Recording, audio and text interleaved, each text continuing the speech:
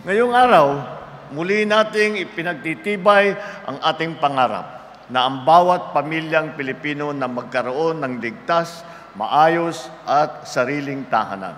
Kaya naman, nagsusumikap ang pamahalaan na palawakin ang ating programa, pabilisin ang mga proseso at palalimin ang suporta sa sektor ng pabahay. Sa Housing Expo na ito, makikita natin ang bunga ng pagtutulungan ng gobyerno, pribadong sektor at ng mga tinatawag nating housing agency.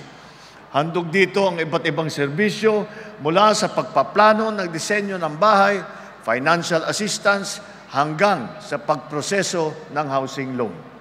Kaya't hanggat may mga Pilipinong nagnanais ng sariling tahanan, hindi po titigil ang pamahalaan sa aming pagkilos. Walang hihinto sa trabaho, walang may iwanan sa bagong Pilipinas. Sa pagtutulungan natin, mas mapapabilis ang pagdating ng araw na ang bawat Pilipino ay may sariling tahanan, mamahalin at maipagmamalaki.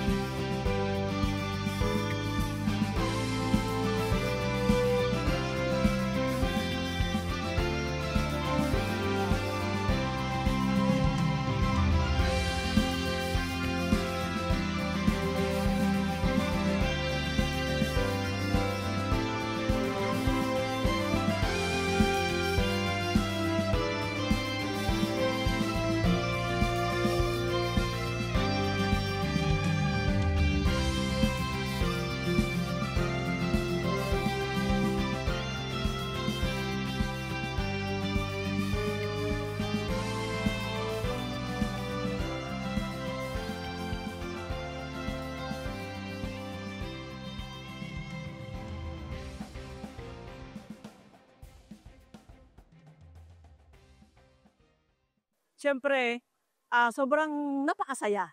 Para isang pribilehiyo yun. Kasi ang tagal na namin doon, almost, hindi ko na matandaan kung ilang taong kami doon sa lugar na yon. For the first time, gito nga sa pagkakataong ito, ma-award na sa amin.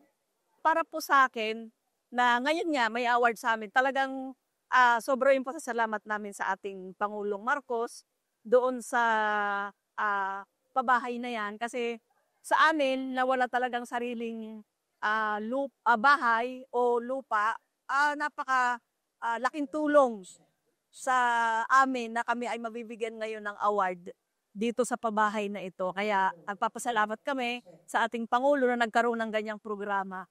Na nakakagulat nga, di ba? Biglang ikaw isa ka sa ma-award. Kaya sobrang salamat sa ating Pangulo. Sana magtuloy-tuloy hanggang siya ay nakaupo.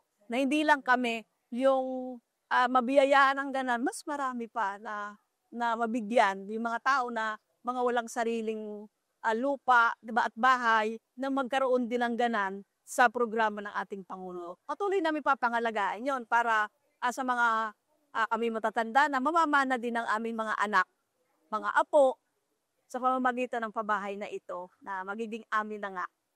Matatawag ng amin, sariling amin na. Kaya salamat talaga, maraming salamat. Pangangalagaan ko itong bahay ko na to, alang-alang sa aking mga anak at apo. Napaka swerte kong tao. Hindi naman siguro sa akin, sa mga biyayaan itong ibinigay sa aming biyaya ni Pangulong Bongbong Marcos Jr. ay napakalaki salamat po para sa amin, 10 ng aming pamilya.